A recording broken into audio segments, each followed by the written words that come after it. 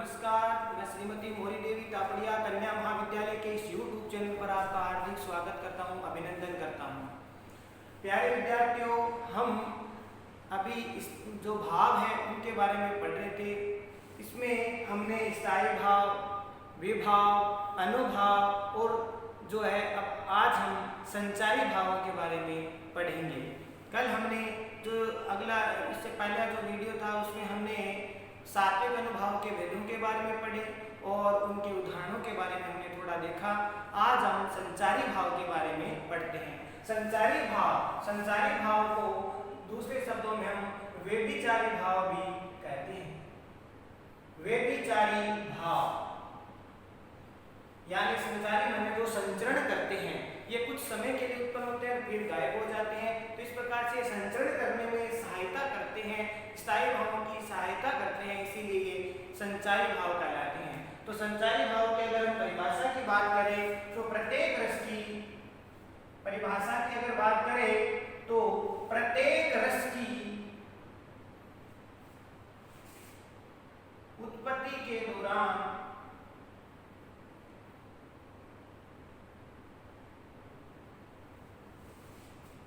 एक तो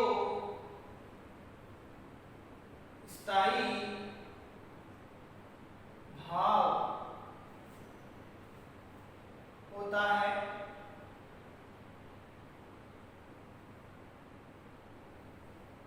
तथा साथ ही साथ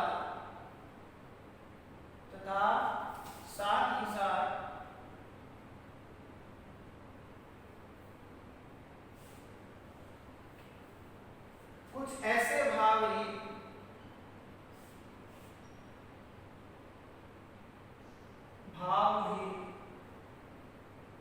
उत्पन्न होते हैं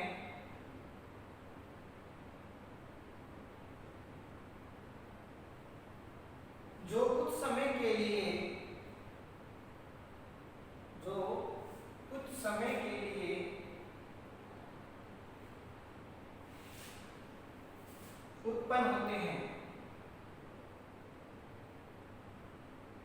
उत्पन्न होते हैं तथा अपना कार्य करने के बाद उन्हें लुप्त अर्थात गायब हो जाती है। ऐसे सहायक भावों को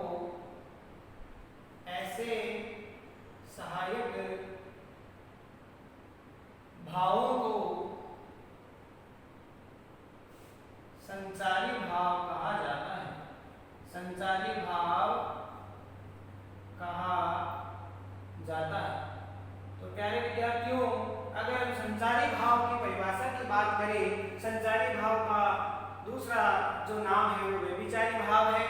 और संचारी भाव की अगर परिभाषा की बात करें तो जो प्रत्येक रस की उत्पत्ति होती है, जो आश्रय है उसके भीतर, हृदय के भीतर रस की उत्पत्ति होगी, तो उस रस की उत्पत्ति होने के दौरान एक तो स्थायी भाव होता है तथा साथ ही साथ कुछ ऐसे भाव भी उत्पन्न होते हैं जो कुछ समय के लिए तो क्या होते हैं, जागृत होते हैं या उत्पन्न होते हैं तथा वो अपना कार्य करने के बाद में पुनः लुप्त हो जाते हैं यानी गायब हो जाते हैं।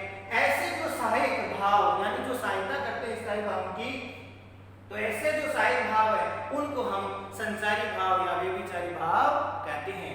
तो ये हुई संचारी भाव की परिभाषा। अब हम संचारी भाव जो है इनको हम, क्योंकि ये जो संचारी भाव है वो अपना कार्य करने के पश्चात पुनः लुप्त हो जाते हैं, गायब हो जाते हैं, इसीलिए संचारी भावों को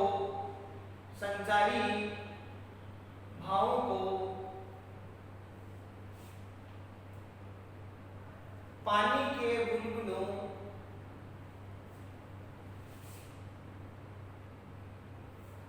व बिजली की चमक से संज्ञा दी जाती है। अर्थात प्यारे विद्यार्थियों, क्योंकि संचारी भाव जो है पहले उत्पन्न होते हैं और शीघ्र ही ये गायब भी हो जाते हैं, इसीलिए ये जो केवल सहायता करते हैं, सहायक हैं, इसीलिए ऐसे संचारी भाव को हम पुनः जागृत होना और पुनः गायब हो जाना, इस प्रकार के होने से संचारी भाव को पानी के बुलबुलों और बिजली की चमक से उनको संज्ञा दी जाती है। संचारी भावों को जैसे पानी के बुलबुले कुछ समय के लिए उठते हैं और पुनः गायब हो जाते हैं, ऐसे आकाश में बिजली क्षण भर के लिए चमकती है और गायब हो जाती है। ठीक इसी प्रकार से संचारी भावों का भी यही कार्य होता है। तो ये हुई संचारी भावों के बारे में तरह से छोटी सी विशेषता। अब संचारी भावों की संख्या है, संख्या के बारे में अगर चर्चा करें तो संचारी भावों की संख्या 33 मानी जाती है। संचारी भाव 33 होते हैं।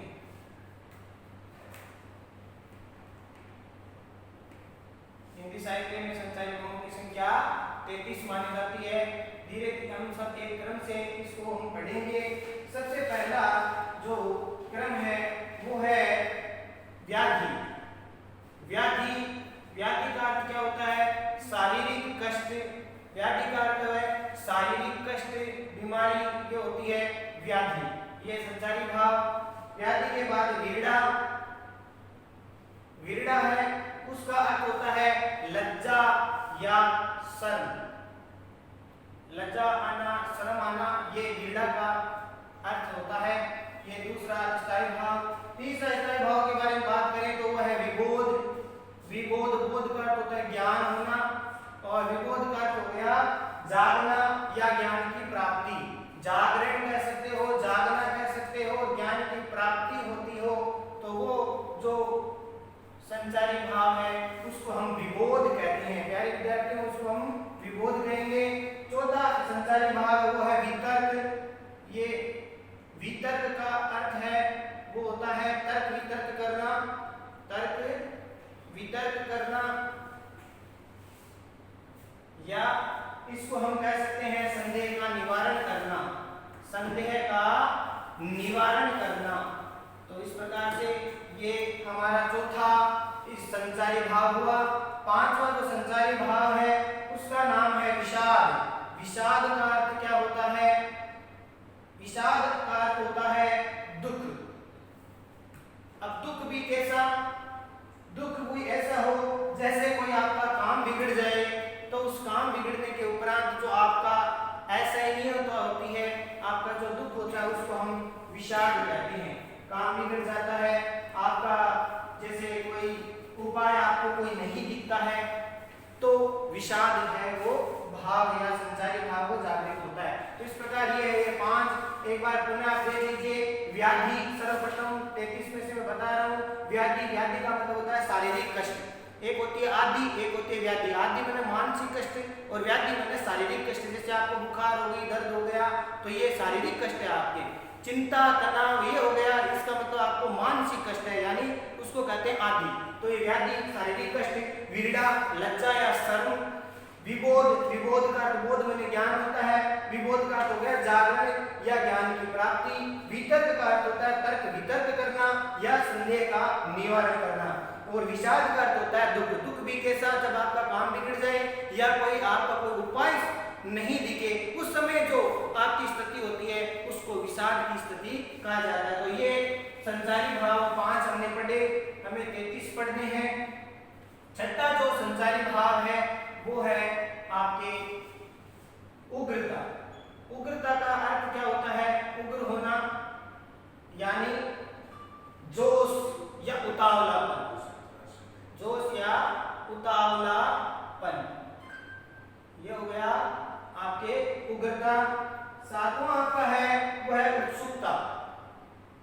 उत्सुकता का अर्थ होता है तीव्र इच्छा या उत्कंठा। तीव्र इच्छा या उत्कंठा। उग्रता, उत्सुकता, उन्माद। अब है उन्माद। उन्माद का अर्थ होता है, उन्माद का अर्थ होता है आपके पागलपन की स्थिति। व्यक्ति पागल हो जाए तो उसको उन्माद की अवस्था कहते हैं, पागलपन की स्थिति। इसके साथ नौवां अगर हम देखें स्थायी भाव संचारी भाव, तो उसको कहते हैं हम असूया। ये ए वाले हैं असूया। असूया का अर्थ क्या होता है? असूया का अर्थ होता है दूसरों की उन्नति देख करके जलना, ईर्ष्या करना। दूसरों की उन्नति करने पर जलना। जैसे लोग कहते हैं कि वे लोग अपने दुख से दुखी नहीं है, दूसरों के सुख से दुखी है। तो ये जो भाव मान लीजिए असूया का है, दूसरों की उन्नति करने पर जलना, ईर्ष्या करना। 10वां जो भाव है संचारी, वो है अवहिता। अवहिता का अर्थ होता है लज्जा को छिपाने का भाव, यानी लज्जा है उसको छिपाने का भाव, ये अवहिता कहलाता है। लज्जा को छिपाने का भाव। इस प्रकार से छठा है उग्रता, जोश या उतावलापन, उत्सुकता यानी तीव्र इच्छा हो, उत्कंठा हो। 8वां है उन्माद। उन्माद का अर्थ होता है पागलपन की स्थिति। और असूया का अर्थ होता है दूसरों की उन्नति को देखकर जलने वाला, जलना जो भाव है वो गया। अवहिता का अर्थ होता है लज्जा को छिपाने का भाव। इस प्रकार से 10 से अधिक संचारी भाव हुए हैं। आगे देखिए 11वां जो संचारी भाव है वो देखिए, उसका नाम है अमर्ष। अमर्ष का अर्थ होता है क्रोध। अब क्रोध भी कैसा? जैसे दूसरे के द्वारा अवज्ञा करने पर उत्पन्न जो है सहनीयता होती है। दूसरे के द्वारा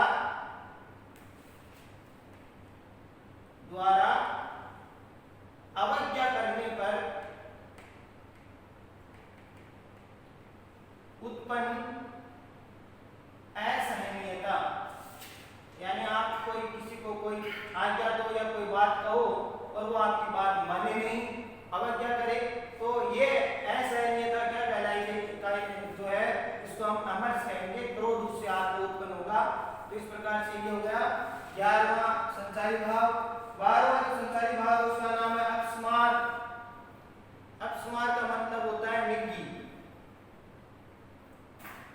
मूर्छित हो जाना, मुंह से झाग आ जाना। इस प्रकार का जो संचारी भाव है वो जो जागृत होता है उसको हम मृगी की जो स्थिति है उसको हम अपस्मार कहते हैं। ये एक प्रकार का रोग ही है अपस्मार। और या इसमें जो नायिका है वियोग की अवस्था होती है, तो उस वियोग की अवस्था में इस प्रकार का भाव है वो हो जाता है। संकट की स्थिति में, भयानकता की स्थिति में अपस्मार है वो हो जाता है। इसके साथ 13वां अगर देखिए तो मद। मद का अर्थ होता है नशा या घमंड, अहंकार, मद। 14 जो नंबर है वो है संचारी भाव, वो आपका है मोह। मोह का अर्थ होता है राग या आसक्ति, मोह करना, आसक्ति करना, ये हो गया 14 नंबर संचारी भाव मोह, राग, आसक्ति, प्रेम की भावना। 15 जो भाव है आपका संचारी भाव वो है मति। मति का अर्थ होता है बुद्धि। मति माने बुद्धि, और बुद्धि जो है ज्ञान, ये होगा आपके 15 नंबर संचारी भाव। तो 11 है अमर्ष। अमर्ष का मतलब क्रोध, दूसरों के द्वारा अवज्ञा करने पर उत्पन्न असहनीयता। अपस्मार यानी मृगी की स्थिति। मद का अर्थ होता है नशा या घमंड। मोह का अर्थ होता है राग या आसक्ति। और मति का अर्थ होता है बुद्धि या ज्ञान। तो इस प्रकार से 15 ये जो हमने संचारी भाव पढ़े। आगे देखिए 16 नंबर जो संचारी भाव है उसका नाम है मरण। मरण का अर्थ होता है मृत्यु। मरण का अर्थ हुआ मृत्यु की स्थिति को हम मरण कहते हैं। 17 जो है नंबर वो है आपके ग्लानि। ग्लानि जो भाव है संचारी भाव, उसका मतलब ये होता है पश्चाताप की भावना, यानी आप कोई कार्य करते हो और कार्य करने के बाद आप मान लीजिए आपको ऐसा लगे कि मुझे ऐसा नहीं करना चाहिए था, तो वो पश्चाताप की जो भावना है उसको हम ग्लानि कहते हैं। पश्चाताप का भाव वो ग्लानि कहलाएगी। 18वां जो संचारी वो आपका है गर्व। गर्व का अर्थ हो गया अभिमान, अभिमान की भावना, अभिमान की भावना वो गर्व कहलाता है। या इसको यूं कह सकते हैं कि अपनी श्रेष्ठता के कारण, श्रेष्ठता की भावना होने के कारण दूसरों की एक तरह से अवज्ञा करना, तो वो गर्व की सूचक मानी जाती है। 19वां अगर संचारी भाव की बात करें तो 19वां का संचारी भाव का नाम है चपलता। चपलता का अर्थ होता है चंचलता, चपलता माने चंचलता। 20वां संचारी भाव है वो है चिंता। चिंता, चिंता का अर्थ है आपके मानसिक तनाव से है। चिंता मानसिक एक तरह से रोगी है, मानसिक तनाव, वो चिंता कहलाएगी। तो इस प्रकार से प्यारे विद्यार्थी देखिए 16 जो नंबर का संचारी भाव है वो मरण, मरण में मृत्यु की स्थिति। 17 है ग्लानि यानी पश्चाताप का भाव, गर्व अभिमान की भावना, चपलता यानी चंचलता, चिंता यानी मानसिक तनाव। इस प्रकार से हमने 20 संचारी भाव पढ़े। अगला जो संचारी भाव है 21 वो है आपके श्रम। श्रम का अर्थ होता है थकान, श्रम यानी थकान या थकावट होना, ये श्रम संचारी भाव है। इसके साथ 22वां जो संचारी भाव होगा शंका। शंका का अर्थ होता है संदेह। संदेह भी जैसा कि अनिष्ट होने की संभावना से भय हो, उसको हम शंका कहेंगे। अनिष्ट की, अनिष्ट का भय, अनिष्ट का भय होना, ये हम शंका में इसको लेते हैं। 23वां जो है वो है स्वप्न। स्वप्न का अर्थ आप जानते ही होंगे सभी विद्यार्थी, स्वप्न माने सपने। 24वां है वो है स्मृति। स्मृति का अर्थ होता है याद, ठीक है। जैसे कोई प्रिय व्यक्ति है या जो पहले का जो अनुभव है तो उसको हम क्या कहेंगे, स्मृति। पहले की वस्तुओं को, पहले का जो अनुभव उसको याद करना, वो स्मृति में आएगा। 25वां अगर संचारी भाव देखें तो उसका अर्थ होता है आलस्य। आलस्य संचारी भाव है, उसका अर्थ होता है काम न करने की स्थिति, काम न करने की स्थिति, कार्य नहीं करना चाहते, ठीक है। तो आलस्य हो जाना, आलस्य कहते हैं। श्रम थकान, थकावट, शंका, संदेह, अनिष्ट का भय होना, स्वप्न सपने, स्मृति याद की स्थिति, आलस्य काम न करने की स्थिति को हम आलस्य संचारी भाव में आता है। आगे देखिए ये हो गया 25 अभी 26वां संचारी भाव प्यारे विद्यार्थी देखिए आवेग। आवेग का अर्थ होता है जल्दबाजी करना, उसको हम आवेग कहते हैं। जल्दबाजी करना, शीघ्रता दिखाना, ये आवेग की संचारी भाव है। निद्रा, निद्रा है उसका मतलब होता है नींद। 28वां निर्वेद।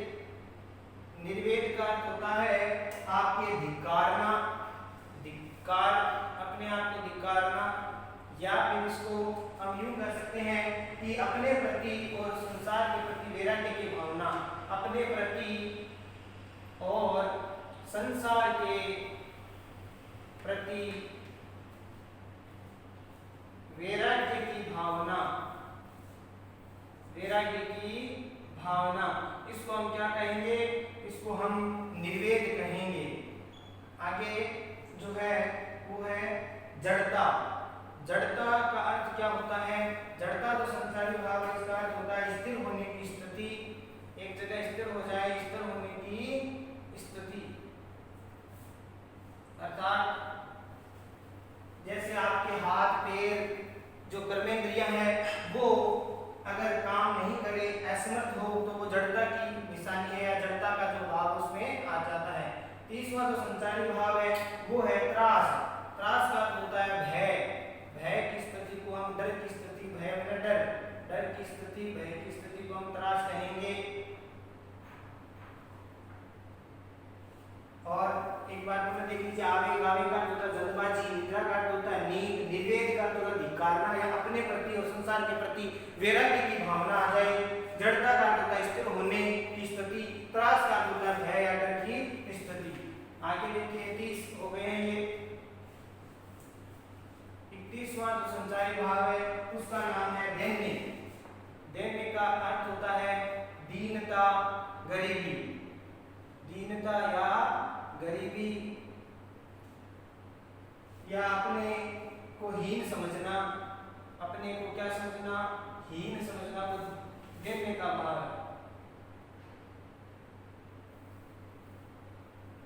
अपने को हीन समझना।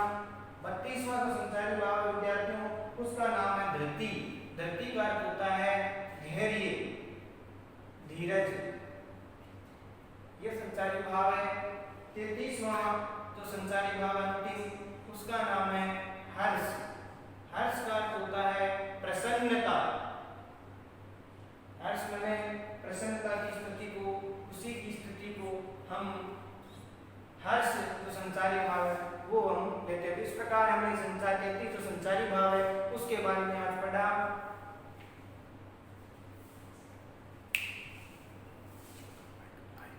आगे हम संचारी भावों के बारे में जो उदाहरण है उसके बारे में पढ़ेंगे।